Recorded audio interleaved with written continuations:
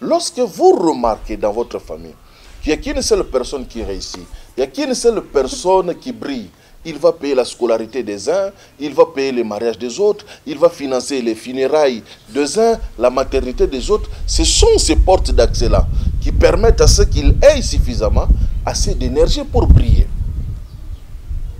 Donc, lorsque vous êtes dans ce genre de cas d'espèce, il suffit tout simplement d'avoir des procédés, des techniques pour retirer votre lumière de ces faisceaux-là. 2, 3, 4, lorsque la famille reçoit une délivrance, la personne ne peut plus briller parce que de soi-même, elle n'a pas de lumière. Beaucoup de gens peuvent tout faire, tout se battre, mais ils vont se mettre au service d'une seule individu. C'est-à-dire, seul lui qui devient comme le guide. Il n'est pas le chef de famille. Il n'est pas le responsable des familles. Mais c'est lui qui va s'en sortir, qui va contrôler la réussite de tout le monde. En fait, dans l'envoûtement, il y a la pensée de dire qu'on prend une personne, un individu, on va les couvrir, les voûter. C'est-à-dire que mettre un voile sur la personne. L'envoûtement, c'est-à-dire on va prendre la personne, on va la couvrir. On va étaler un voile sur la personne. On envoûte une personne qui a une forte lumière. En d'autres termes, quand on parle de forte lumière, nous parlons de ce que dans le jargon quotidien, nous disons une forte étoile. Laissez-moi vous dire ici, les diables, l'ennemi avec tous ses composés, ont du mal à prendre le toit de quelqu'un, le déplacer sur une autre personne. Dans l'envoûtement direct, on vous couvre totalement. Votre lumière ne sert ni à qui que ce soit, ni à vous-même. Elle ne vous sert absolument à rien. Qu'est-ce qu'elle va faire? Elle va créer une autre personnalité, une autre image de vous-même. Vous pourriez vous asseoir comme ça, vous vous regardez dans le miroir, vous vous estimez beau, vous vous estimez belle. Mais à l'extérieur, les gens ont un autre visage de vous. Ce que vous voyez dans le miroir n'est pas ce que les autres voient réellement de vous. Il y a de ces personnes envoûtées qui dégagent des odeurs corporelles inexplicables. Donc vous êtes à côté de la personne, quels que soient les parfums, les déodorants que la personne peut utiliser, la personne dégage des odeurs nauséabondes. Elle peut se laver avec de l'eau, avec le savon, on peut tout faire pour elle, mais il y a des gens, lorsque surtout vous entrez en intimité avec cette personne, vous sentez que la personne dégage des odeurs. Ça, ce sont des signes d'envoûtement. Vous avez votre intelligence, mais seulement, vous ne pouvez pas progresser, vous ne pouvez pas éclater. Vous êtes limité. La voûte vous empêche d'aller loin, d'aller au-delà. C'est tout ce que les pasteurs appellent indirectement esprit de limitation. C'est un envoûtement. Lorsqu'on limite une personne, on l'envoûte. Vous ne pouvez pas sortir du cadre qui a été tracé autour de vous. Ça peut être 5 mètres, 10 mètres, 50 mètres, mais on va vous limiter, voûter, on va vous voûter. En d'autres termes, qu'est-ce que ces gens veulent dire? La sorcellerie, c'est une capacité. Et ça, ensemble, il y a une connaissance, oyo mutu, oyo aza na œil ouvert, akoki ko acquérir nakati na monde oyo. Ensemble, il y a une pratique. Ensemble, il y a une maîtrise, il y a une énergie, il y a une force, il y a un esprit, il y a une entité, oyo mutu aza ko acquérir, aza ko gérer, ko dominer, ko utiliser. Shalom, bonjour, bonsoir, bon après-midi. Merci beaucoup. Heureux de me retrouver une fois de plus devant vous. Que la paix, la grâce, la joie, la santé soit avec vous, soit votre partage. Que Dieu vous bénisse, que Dieu vous comble de partout où vous êtes. Que le Seigneur Jésus-Christ, qui est notre Seigneur et notre Sauveur, soit toujours avec vous. Je suis une fois de plus heureux de me retrouver devant vous pour parler, partager, pour échanger avec vous. Merci pour les questions, merci pour tout ce que vous nous témoignez comme fidélité.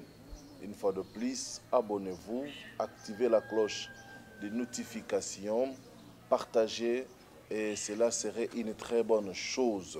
Si Jésus-Christ ne revenait pas, nous allons continuer à vous parler pour vous aider à avancer, à aller de l'avant et à faire mieux encore.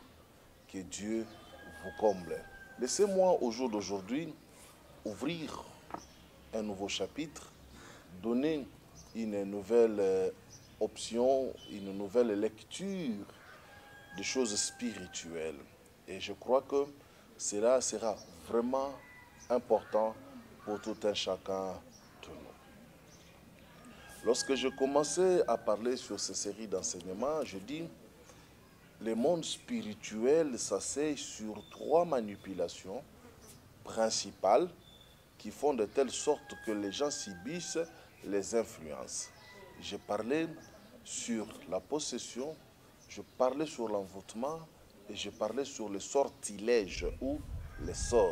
C'est-à-dire, lorsqu'on veut t'atteindre, lorsqu'on veut te faire du mal, lorsqu'on veut te nuire, on doit utiliser principalement ces 3 canaux.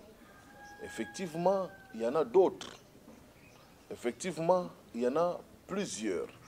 Effectivement, il y a plusieurs formes de techniques, d'armes que le monde des ténèbres, que ce soit les sorciers, que ce soit le féticheur, que ce soit le magicien, l'occultiste, ils utilisent ces éléments-là ou ces voies-là pour atteindre des vies de leurs semblables. L'envoûtement, le sortilège ou la possession. L'envoûtement, c'est quoi? Vous en avez toujours entendu parler. Je suis envoûté, il a été envoûté, on l'a envoûté. C'est quoi l'envoûtement? Si le Seigneur me permet, je crois que je vais parler de ces 3 éléments peut-être dans cette émission, ou si le temps qui nous est imparti nous fait défaut, nous allons en revenir dans des émissions prochaines. Mais les sorciers, le magicien, le féticheur, l'occultiste, le spirit, lorsqu'il veut travailler sur la vie d'une personne, lorsqu'il veut atteindre la vie d'une personne, ce sont les 3 voies, les 3 moyens principaux qu'ils utilisent. Soit il va t'envoûter, il va te jeter un sort, ou il va chercher à posséder ton corps, ton âme ou ton esprit. La possession, j'en reviendrai sur toute une émission spéciale parce que cela en vaut la peine. C'est quoi l'envoûtement? Dans l'envoûtement, vous allez trouver un radical voûte, envoûtement. Il y a un radical voûte. Le voûte, c'est le ciel, c'est le firmament. En fait, dans l'envoûtement, il y a la pensée de dire qu'on prend une personne, un individu, on va les couvrir, les voûter, c'est-à-dire que mettre un voile sur la personne. L'envoûtement, c'est-à-dire on va prendre la personne, on va la couvrir. On va étaler un voile sur la personne. Pourquoi? Avant que j'entre dans comment. Pourquoi? Eh bien, on envoûte une personne qui a une forte lumière. En d'autres termes, quand on parle de forte lumière, nous parlons de ce que dans le jargon quotidien, nous disons une forte étoile. Laissez-moi vous dire ici, les diables, l'ennemi avec tous ses composés, ont du mal à prendre le toit de quelqu'un, le déplacer sur une autre personne. C'est-à-dire, vous avez votre étoile. Vous êtes né avec votre étoile. Il est difficile, au monde du ténèbre, de venir prendre votre étoile et aller poser cette étoile sur la vie de quelqu'un d'autre. Je ne dis pas que c'est impossible, mais je dis que c'est difficile parce que cela implique beaucoup de procédés. Et la meilleure façon que l'ennemi utilise, c'est l'envoûtement direct et l'envoûtement indirect. C'est quoi l'envoûtement direct? C'est quoi l'envoûtement indirect? J'ai dit tantôt là que l'envoûtement, c'est couvrir.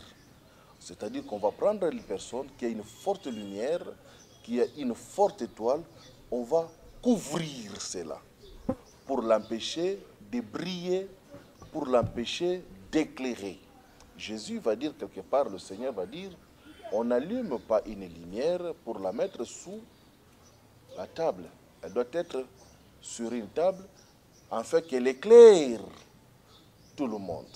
La lumière qui est en vous doit éclairer les autres, doit aider les autres, doit pousser les autres à vivre une vie de grâce. Mais lorsque l'ennemi trouve et se rend compte que vous avez une lumière en vous, il va vous couvrir, en fait d'empêcher que cette lumière ne soit plus diffuse, qu'elle ne soit plus profitable aux autres, qu'elle ne soit plus utile aux autres.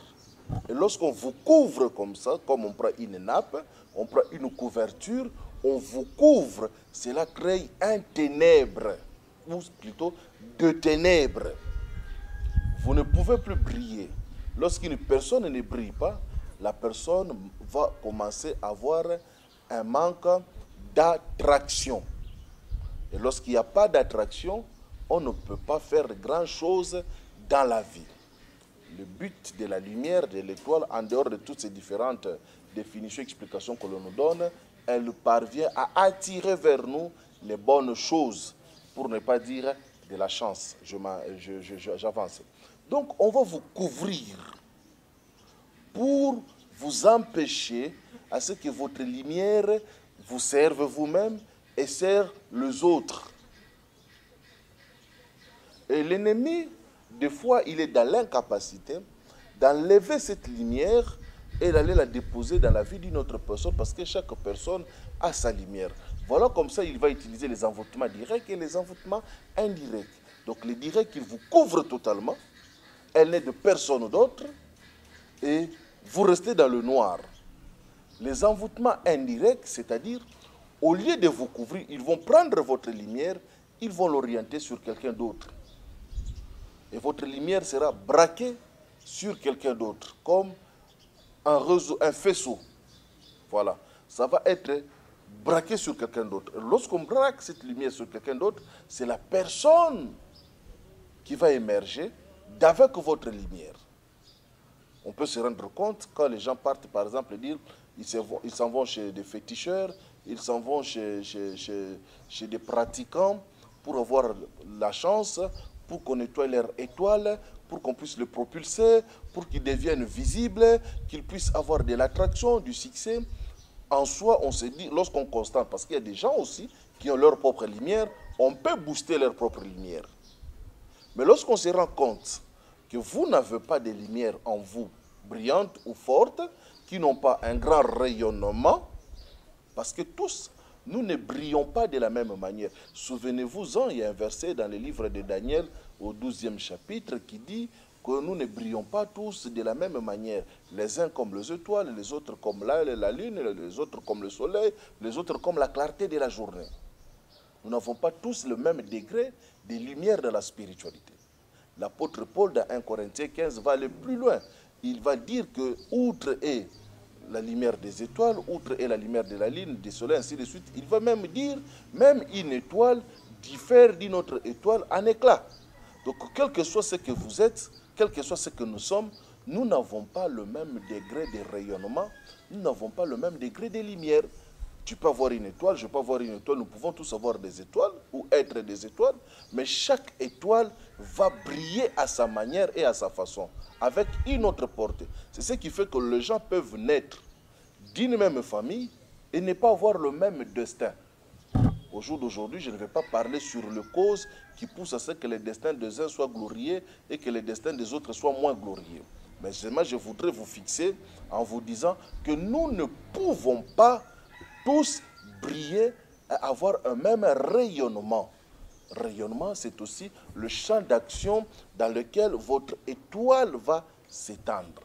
Donc, qu'est-ce qu'ils vont faire? Lorsqu'ils vont se rendre compte que vous n'avez pas une grande lumière, que vous n'avez pas un grand champ d'action, vous n'avez pas un rayonnement fort, le monde du ténèbre va trouver quelqu'un, proche de vous d'ailleurs de toutes les façons, ou carrément vous allez payer de prix, des sacrifices, pour que l'on prenne la lumière de quelqu'un d'autre, on l'oriente vers vous. Lorsqu'on prend la lumière de quelqu'un d'autre, on l'oriente vers vous, la personne qu'on a pris sa lumière, qu'on l'a orientée vers vous, a subi un envoûtement indirect. Et ça se passe comment?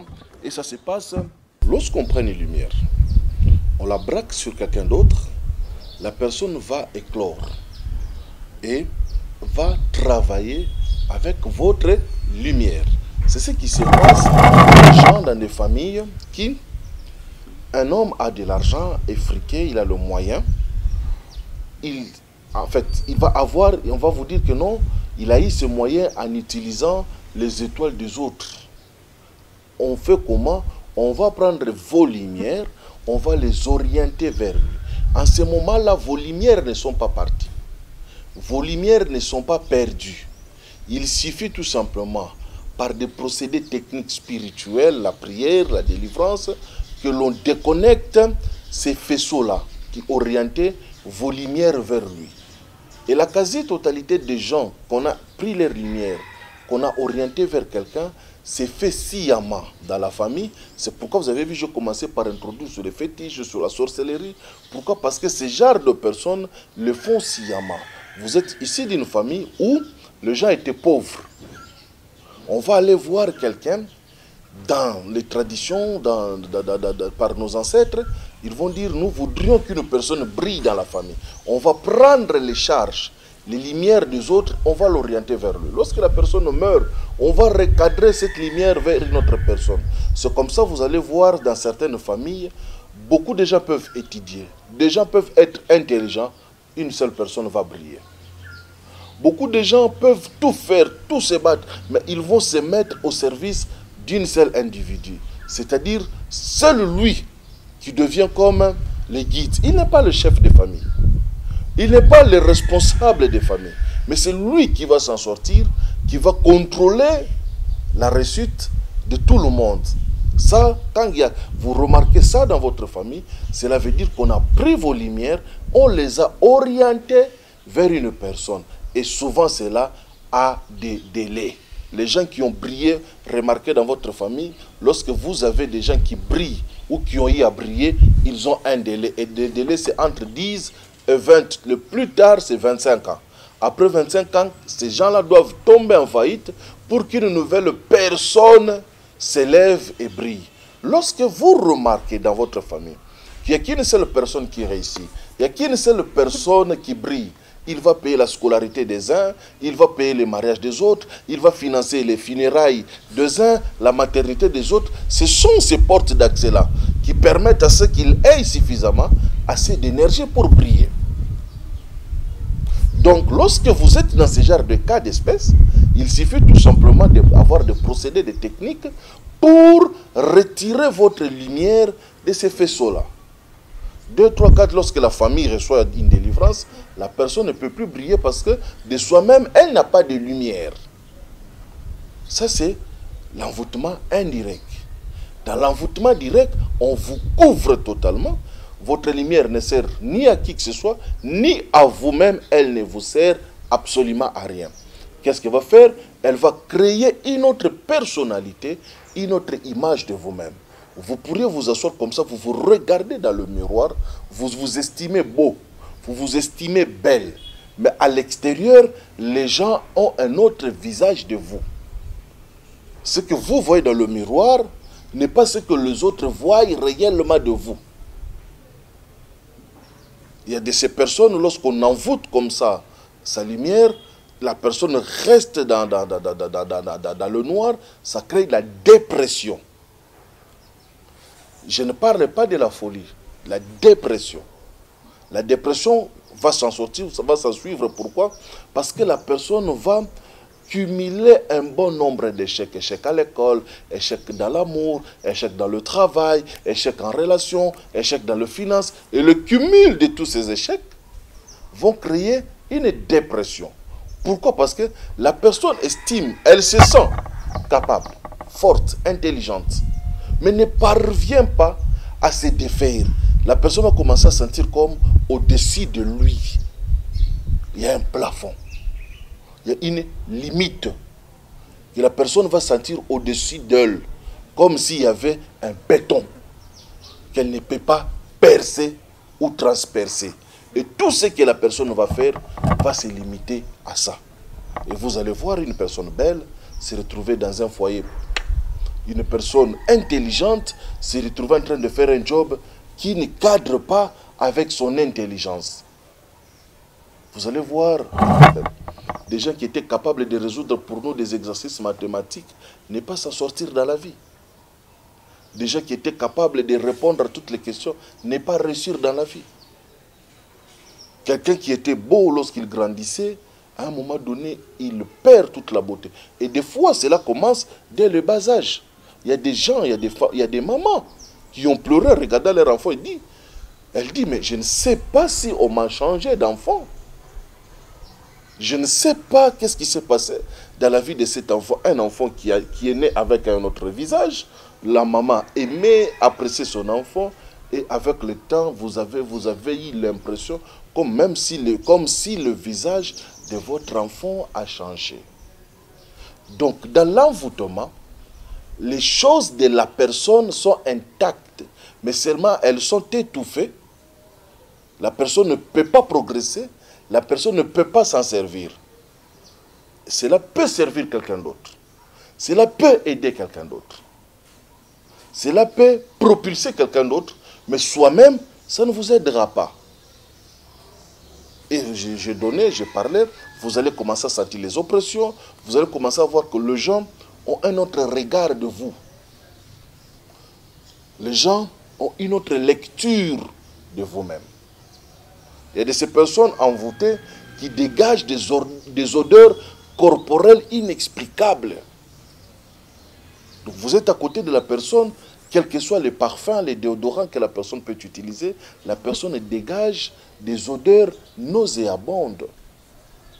Elle peut se laver avec de l'eau, avec le savon, on peut tout faire pour elle, mais il y a des gens, lorsque surtout vous entrez en intimité avec cette personne, vous sentez que la personne dégage des odeurs. Ça, ce sont des signes d'envoûtement. Une personne qui a été envoûtée ainsi, une personne, que ce soit l'envoûtement direct ou l'envoûtement indirect, qui rentre dans votre vie, va ramener cette noirceur-là dans votre vie. C'est comme ça, il y a eu des gens qui ont eu des femmes, qui ont eu des maris. Avant le mariage, tout semblait être bien. Mais lorsqu'ils s'est mariés, les choses ont commencé à caboter. Les choses ont commencé à tourner en ralenti. Et parfois, les choses se sont arrêtées. Il y avait des gens qui avaient des carrières prometteuses. Il y avait des gens qui avaient des avenirs radieux. Mais lorsque la personne s'est mariée, au lieu que la femme ou le mari vienne vers elle comme propulseur, c'est tout un blocage qui va s'installer.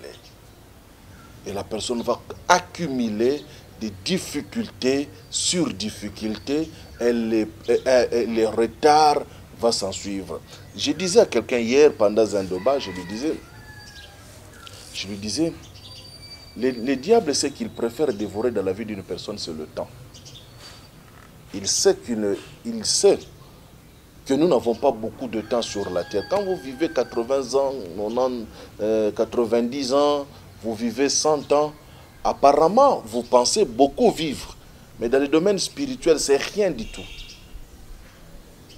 Et le diable amène une distraction pour que vous ne vous concentriez pas sur le nécessaire, sur l'essentiel, mais que vous perdiez votre temps. Et il y a des gens comme ça dans la relation, ils viennent dans votre vie, au lieu de vous propulser, il consomme votre temps. Et un autre problème d'envoûtement, l'envoûtement, lorsque vous êtes en contact avec quelqu'un qui est envoûté, la personne va commencer à consommer vos énergies. Vous allez commencer à vous réveiller fatigué. Vous allez commencer à vous réveiller découragé. Vous vous posez des questions, mais qu'est-ce qui ne va pas? Qu'est-ce qui ne tient pas? Pourquoi est-ce que ce n'est pas votre esprit qui est touché en ce moment-là? Nous ne sommes pas dans la dimension de l'esprit. Nous sommes dans le bas, dans le monde inférieur, du corps inférieur. Vous ne pouvez pas attirer. Les gens ne peuvent pas venir vers vous. Vous pouvez avoir une idée. Cela ne peut pas vous produire quelque chose. Vous ne pouvez pas avancer. Vous ne pouvez pas progresser. Vous sentez comme si les choses autour de vous sont barricadées. Vous pouvez pleurer. Ce n'est pas une solution.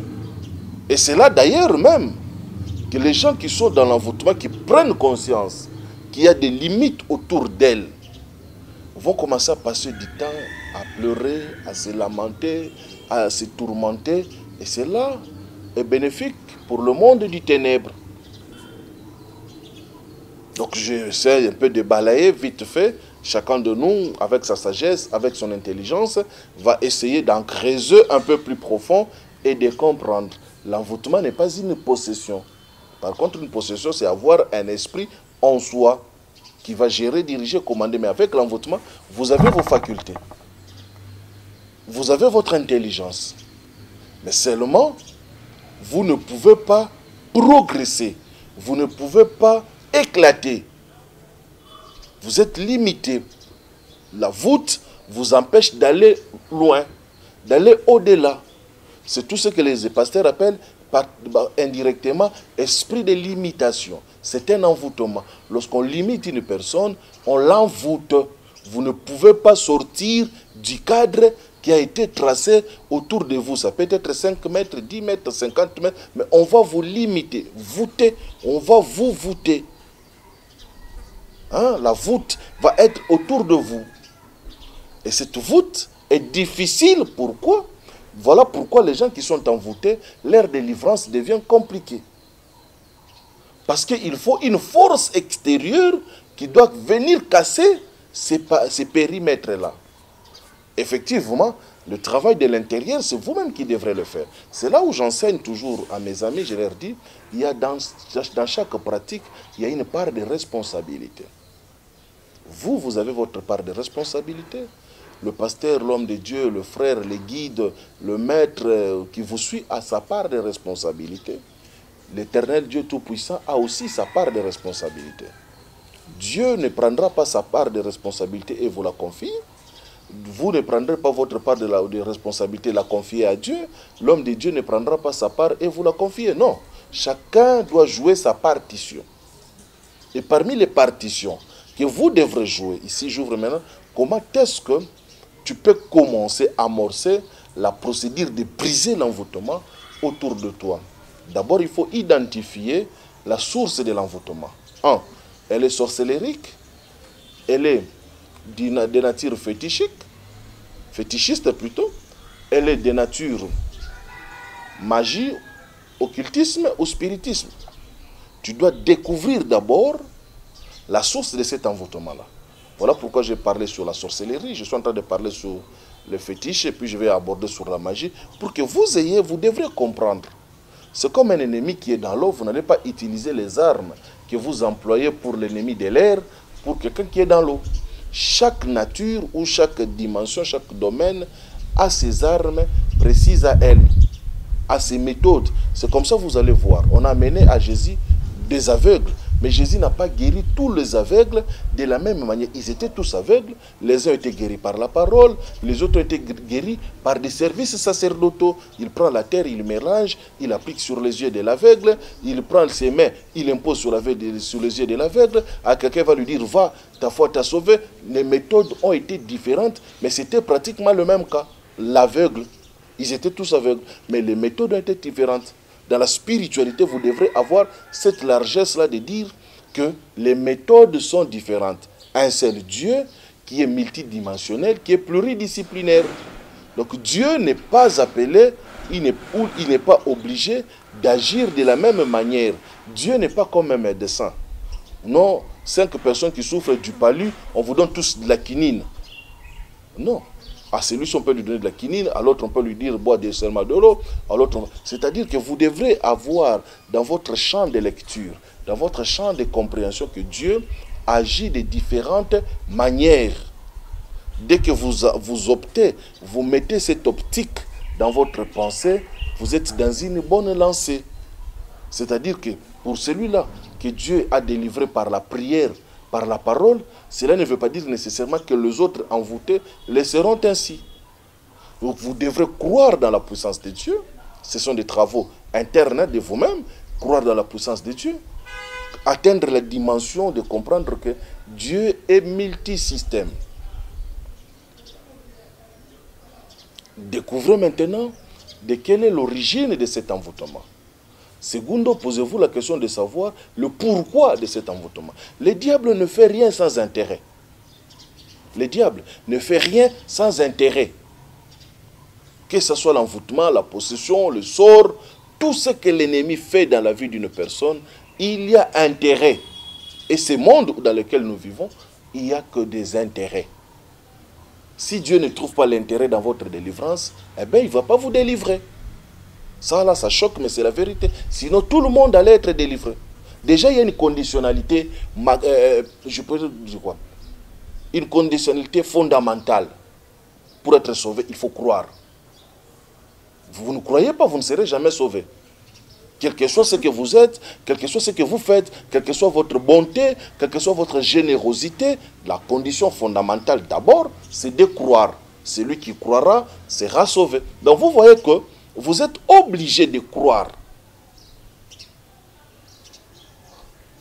Et dans tout ce que Dieu veut faire dans la vie d'une personne, il doit y avoir les intérêts.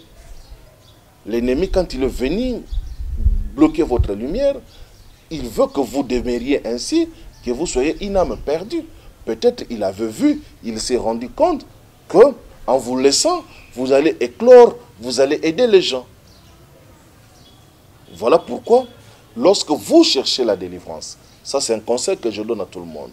Lorsque vous avez des combats, lorsque vous avez des situations difficiles, ayez cette facilité de vous poser des questions. Si je m'en sortais dans cette situation, si je me libérais de ces combats, si Dieu me libérait de cette difficulté, quelle serait mon utilité dans le royaume du Christ? Il y a des gens, vous les délivrez, excusez-moi, mais ils n'ont d'aucune utilité. Ils ne fournissent rien. Il y a des gens qui sont délivrés, qui sont sauvés, mais qui sont égoïstes. Délivré, sauvé, tout, mais il est égoïste. Il ne peut pas contribuer, insensible dans tout le besoin que les autres ont, que ce soit les besoins du royaume. Nous avons besoin d'une caméra, nous avons besoin d'un micro. Il est insensible, mais c'est un chrétien qui suit les émissions, qui est béni par les émissions. Mais tout ce que vous pouvez poser comme problème, ça ne les concerne pas. Insensible. Il y a des personnes aussi, malgré leur état de combat, malgré leurs difficultés, sont sensibles dans les causes du royaume. Il y a des personnes qui sont sensibles, malgré sa douleur, malgré son état de souffrance, n'acceptent pas de voir quelqu'un d'autre dans la souffrance. Il y a des gens qui ne passent pas lorsqu'il y a la misère des autres, mais il y a des gens qui sont insensibles, sauvés, croyants, mais insensibles. Donc, nous regardons beaucoup de paramètres dans la délivrance. C'est pourquoi je ne cesse jamais de donner cet exemple. Lorsqu'on veut intervenir dans le cas de Dorcas, on a commencé à démontrer à Pierre l'importance. Il y a des gens que Jésus-Christ a intervenu dans leur vie parce que les gens sont venus réclamer, intercéder. Surtout les gens qui demandent l'intercession, les gens qui font de l'intercession. Vous intercédez pour quelqu'un, mais avec quelle preuve allez-vous présenter dans le monde spirituel? Parce que la spiritualité, je ne parle pas de l'église, de réveil, non, de évangélique, non. Je parle de la spiritualité. Dans la dimension de la spiritualité, c'est le poids, c'est le contrepoids, c'est la balance. C'est comme ça que ça se passe. Voilà.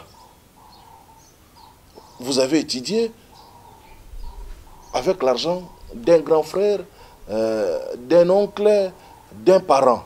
Mais cet homme-là était pratiquant. En te donnant son argent, il récupérait quelque chose de chez toi.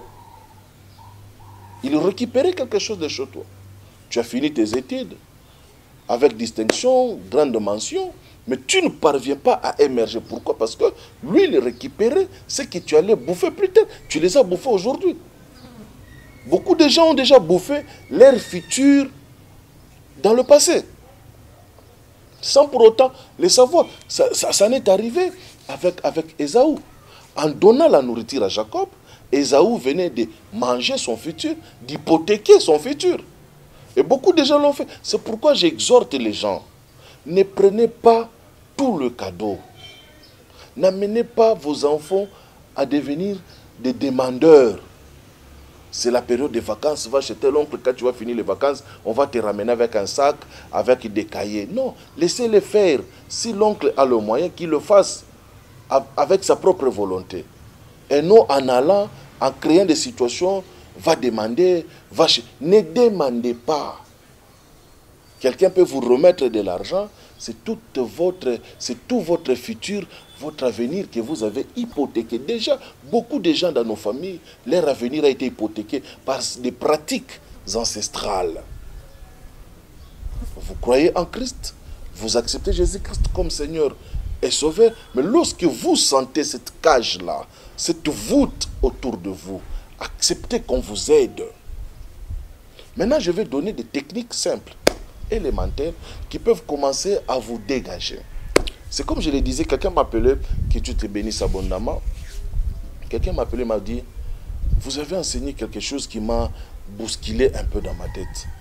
Comment est-ce qu'un féticheur peut prendre l'œuf, en faire un travail qui va amener des résultats? Moi, chrétien, tout ce que je sais de l'œuf, c'est d'en faire une omelette, de mettre dans mon pain et d'en manger. Chaque chose que Dieu a créée a une énergie. Il faudrait seulement savoir comment gérer ces énergies. Et chaque chose que Dieu a créée a deux polarités. Une polarité positive et une polarité négative. Le feu peut vous servir à cuire des aliments, tout comme le feu peut brûler. L'eau peut vous aider à étancher votre soif, à laver vos vêtements, à laver votre corps. Mais lorsque vous ne la maîtrisez pas, l'eau peut devenir dangereuse et meurtrière. Chaque élément que Dieu a créé a cette double polarité. La polarité négative et la polarité positive. C'est à chacun de savoir comment utiliser. Quand Christ a pris le sable, la terre, il a mélangé avec sa salive, il a activé une polarité positive. En appliquant sous les yeux de l'aveugle, il va lui dire, va te laver. Va te laver. Pas essuie ton nom, va te laver. Et la personne, et le Christ a précisé même l'endroit où la personne devrait se laver. C'est Jésus, hein? Dieu fait chair, qui demande à quelqu'un de se laver. Il dit, va à Siloé, te laver, te baigner. Élisée va dire à quelqu'un, jette-toi cette fois dans les Jourdains. La spiritualité, c'est ça. Et dans cette partie, dans cette pratique-là, les religieux n'ont pas de place. Donc vous avez chez vous, ça c'est un conseil que je donne à tous ceux qui sont pratiquants de la spiritualité. Les religieux, veuillez m'excuser, sautez cette partie, sautez cette partie, sautez cette partie. Ayez toujours avec vous le gros sel. Effectivement, je donnerai une émission sur la spiritualité du sel. De Genèse, Apocalypse, vous allez voir que ce mot a eu un rôle dans la Bible, le sel. Il est très démagnétisant, le sel, très puissant. Jésus va même dire, le sel, lorsqu'il perd sa saveur, n'a plus d'utilité. Parce que vous êtes le sel. Il va nous comparer, pas au sucre, au sel. Ayez le gros sel dans votre maison. Ceux qui sont en Europe, vous avez la facilité de trouver le sel d'Himalaya. C'est une bonne qualité de sel. Nous, ici en Afrique, nous utiliserons le gros sel que nous avons dans la cuisine. Ah oui, effectivement, le sel iodé.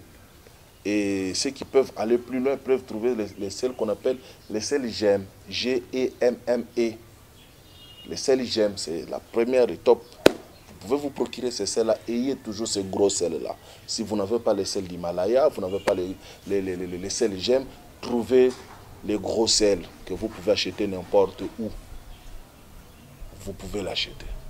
Effectivement, il y a des maisons, non, je ne vous envoie pas là-bas. Je dis, vous pouvez trouver votre sel n'importe où. Et ayez l'habitude, une fois la semaine, ou une fois le mois, 2 fois le mois, de prendre un bain avec l'eau du sel. Vous prenez le sel, vous mettez dans l'effectivement, je ne donnerai pas la prière qui va avec, mais vous prenez quand même, c'est pour vous aider. Vous prenez le sel, vous mettez dans l'eau, vous prenez bain. Cela permet à ce que votre corps commence à se démagnétiser. Vous pouvez dormir avec quelqu'un qui est sorcier, qui est dans le négatif. Il va commencer à projeter ses énergies sur vous. Il va commencer à tirer de la force en vous et dans vous. Déjà, la première des choses, commencez par vous démagnétiser. De temps en temps, que vous soyez hyper spirituel, que vous soyez comme ceci, comme cela, ayez l'habitude, comme nous l'avons. Vous avez toujours tendance de vous laver chaque jour, n'est-ce pas? Vous savez pourquoi vous lavez? Parce qu'on vous dit que vous transpirez. Vous devrez enlever. La transpiration vient de l'intérieur de notre corps. C'est des calories que nous brûlons. Et beaucoup de gens ne le savent pas. Même lorsque nous dormons, nous transpirons. Nous ne sentons pas cela parce que la plupart d'entre nous dorment avec des climatiseurs, avec des ventilateurs, qui font que lorsque vous vous réveillez le matin, vous avez l'impression que vous n'avez pas transpiré. Non, même dans le repos, le corps transpire parce que d'ailleurs, faites l'expérience, éteignez votre climatiseur, éteignez votre ventilo, dormez, vous allez voir que vous allez transpirer convenablement la nuit. Parce que vous travaillez beaucoup plus la nuit que pendant la journée. Et lorsque vous vous réveillez, le corps de tout un chacun de nous sécrète. La salive devient mauvaise, la bouche sent, partout il y a les orifices, les histoires, vous avez dégagé des histoires dans votre corps. Les femmes vont se réveiller le matin avec des sécrétions. C'est de l'impureté qui vient de sortir. Mais vous êtes capable d'accepter de vous laver avec un savon qui nettoie juste la peau, qui ne touche pas la couche éthérique, là où se passent les grands problèmes. Et lorsque je vous dis, prenez juste le gros sel, mettez dans l'eau, prenez bain, c'est de la magie. Wow! Donc vous acceptez de vous laver avec un savon, de frotter le corps, la couche externe. On vous dit non, il y a une autre couche. Même les dermatologues vous diront il y a l'épiderme, les dermes et la troisième couche. Mais les savons que vous utilisez ne touchent que cette première partie. Elles ne touchent pas la profondeur. Vous ne récupérez pas le bien. C'est comme ça, le cumul de toutes ces énergies, de toutes ces charges-là, vont finir par boucher, par bloquer votre vie, votre étoile et votre lumière. Vous prenez les gros sels, vous y mettez dans un seau, lavez-vous. Ça vous permet de vous démagnétiser. Ça, c'est élémentaire. Élémentaire. Prenez ça, prenez bain, lavez-vous. Je peux ajouter, si mon réalisateur peut me permettre, quelques petites explications en 2-3 minutes. Je vais expliquer ceci. Quand vous pouvez le faire, vous finissez de vous laver avec votre savon. Parce que vous ne pouvez pas vous départager, vous départir de votre savon. Vous vous lavez avec votre savon, vous finissez, vous prenez l'eau dans laquelle vous avez mis les sels, vous aspergez sur votre... Quand vous finissez de vous laver ainsi, ne vous essuyez pas avec vos serviettes. Ceux qui ont... Merci beaucoup. Vous savez, hein, en passant, vous finissez de vous laver, vous avez une serviette blanche. Vous avez une serviette blanche, vous finissez de vous laver, vous vous essuyez, la serviette devient toujours noire. N'est-ce pas? Mon équipe technique même est en train de rire. Oui, vous finissez de vous laver, vous prenez une serviette blanche, vous vous essuyez comme ça. Vous allez voir que ça peut noircir. Maintenant, Vous faites ça et ça va booster de l'énergie. Et petit à petit, effectivement, d'autres techniques viendront avec les émissions. Donc c'est ici que je m'arrête pour ce matin, pour aujourd'hui, pour cet après-midi, pour tous ceux qui vont suivre. Que Dieu vous bénisse. Que Dieu vous bénisse. Préparez-vous. Lorsque vous voyez, prenez un cahier, une note, parce que nous donnerons des techniques comme ça qui vont vous aider pour que vous puissiez découvrir les biens fondés dans chaque élément que Dieu a créé. À la prochaine émission, si Jésus-Christ ne revenait pas. Je vous aime, je vous porte dans l'amour du Christ. Au revoir, paix, bénédiction, santé dans vous. Vous êtes malade, appliquez aussi cela. Vous sentez que ça ne va pas dans vos relations, commencez par ce bain-là. Commencez par ça. 2 fois profond. Commencez par ça. Vous allez reprendre des forces petit à petit. Effectivement, avec des prières, avec des suivis. C'est comme ça, vous faites ça. Et celui qui vous suit va appliquer de l'extérieur. Vous allez parvenir à briser la voûte dans laquelle vous vous trouvez. Puisse l'Éternel Dieu vous bénir. Puisse l'Éternel Dieu vous accorder sa grâce, sa bénédiction enrichissante dans tous les domaines de votre vie. Que Dieu vous comble. Que Dieu vous assiste.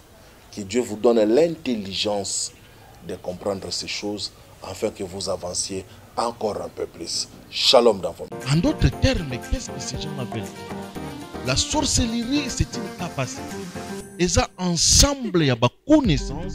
Oyo mutu oyo aza na œil ouvert akoki ko acquérir nakati na monde oyo. Ensemble ya ba pratique, ensemble ya ba maîtrise, ya ba énergie, ya ba force, ya ba esprit, ya ba entité oyo mutu aza ko acquérir, aza ko gérer, ko dominer, ko utiliser.